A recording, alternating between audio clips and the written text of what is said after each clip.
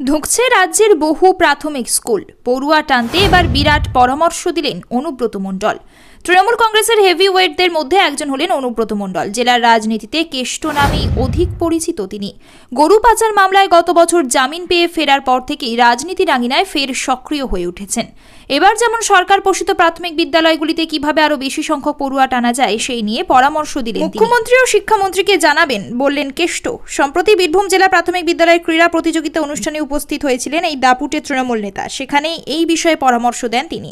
এই বিষয়ে রাজ্যের মুখ্যমন্ত্রী মমতা বন্দ্যোপাধ্যায় এবং শিক্ষামন্ত্রী ব্রাত্য বসুকেও জানাবেন বলে আশ্বাস দেন কেষ্ট। অনুব্রতর কথায়, ব্রাত্য বসুকে বলবো, কিছু কিছু প্রাথমিক বিদ্যালয়ে একদমই পড়ুয়া নেই। কিছু প্রাথমিক বিদ্যালয়কে ইংরেজি মিডিয়াম করে দিতে বলবো। মনে হয় এটা করলে খুব ভালো হবে। প্রাথমিক বিদ্যালয়ের মান যেমন করে হোক বৃদ্ধি করতে হবে, ওটাই আসল হাতে খড়ি। ছোটবেলায় আমরা বলতাম প্রাথমিক থেকে হাতে খড়ি, যাতে ওর মান উন্নত হয়। আমার যা বলার আছে ব্রাত্যকেও বলবো, দিদিকেও বলবো। বীরভূমের রাজনীতিতে অনুব্রত মণ্ডলের ভূমিকার কথা কারোর অজানা নয়। গরু পাচার মামলায় গ্রেফতার হওয়ার পর সেই দাপট খানিকটা হ্রাস পেলেও গত বছর তিনি ফেরার পর থেকে ফের চোখে পড়ছে কেষ্ট ম্যাজিক।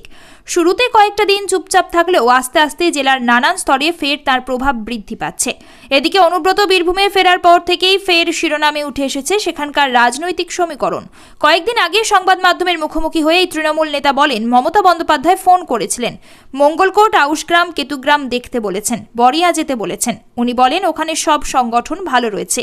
এবার রাজ্যের সরকার পোষিত প্রাথমিক বিদ্যালয়গুলিতে কিভাবে আরো বেশি করে ছাত্রছাত্রী টানা যায় সেই নিয়ে পরামর্শ দিলেন কেষ্ট। এই বিষয়ে মুখ্যমন্ত্রী মমতা বন্দ্যোপাধ্যায় এবং শিক্ষামন্ত্রী ব্রাত্য বসুকে জানানোর আশ্বাসও দিয়েছেন তিনি।